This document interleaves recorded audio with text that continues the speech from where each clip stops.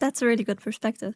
Um, how do you fall in love with the game of business? Like the people that are fighting so much and that you know, what do they miss? Or is it just a matter of like who you are? Yeah, I don't think you keep yourself coming back. I think business keeps you coming back. So it's like, why do you keep coming back to food? It's like, because it rewards you when you eat it. It's not like, how do I come back to it? It's like, it makes you come back, right? And so I think that it's a skill deficiency. And so the more skilled you are at something, the more ways you've figured out to be rewarded by that thing. And so if I'm a really good writer, then I have many different ways that writing rewards me. If I'm a very bad writer, there's very few. And so it makes it more difficult for the activity to be rewarding. And so the more skill, like if you want to succeed in business, then the goal is to pay down your ignorance as fast as humanly possible, which means you need to fail a lot in the beginning and keep your eye on the bigger prize, which is that if I fail and I continue and I learn, and that's the thing is it's not just about doing every day. You have to do, but you have to get better.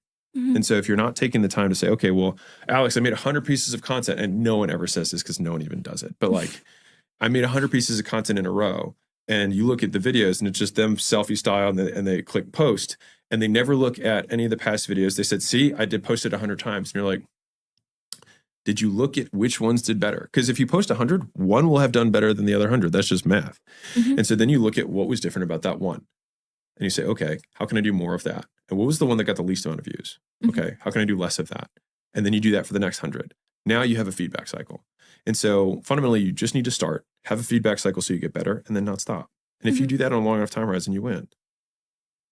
And for communities, that rep would be for the complete newbie outreach. Yeah. That until you have first bucket of your first 5 people, right? For free. And then you help. Yeah.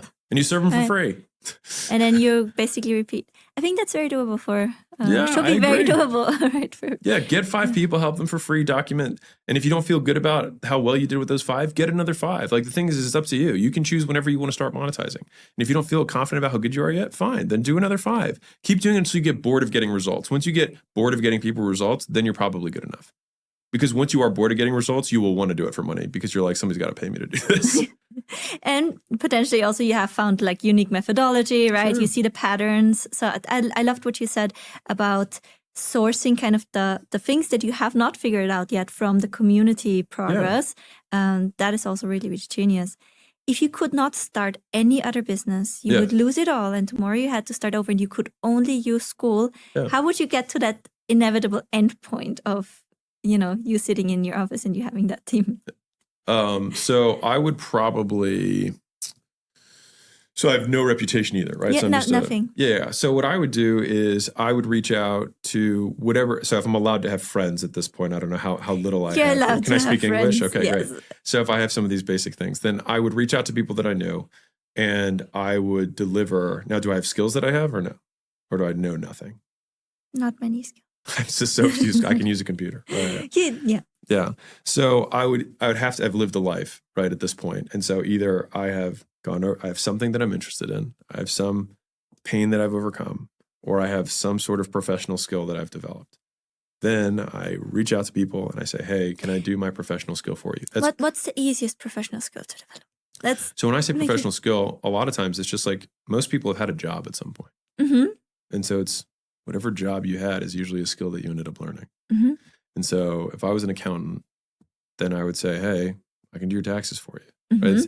And I did it for a company, but now I'm going to do this on my own. If I did video, I would say, hey, I can do your video for you. If I was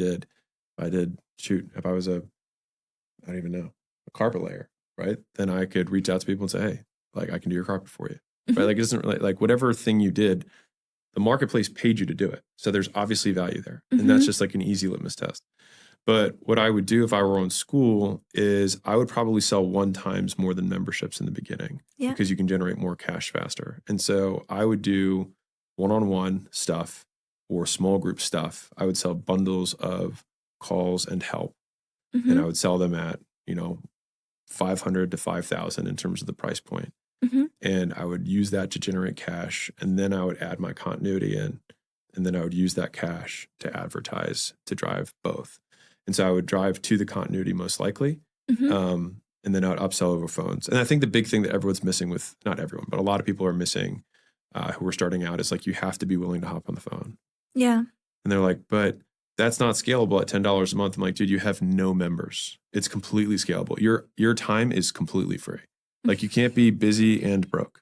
Like, you can have time, right? Or you can have money. You can't have no time and also not have money. Like, you just trade one for the other, right? And so I would be hopping on the phone with people. And I mean, the simplest version of this is you have a free community. You have the one-time upsell that's inside the community. You drive people to the free thing. You provide value to them in the free thing. Then you can upsell those people into the one-time thing.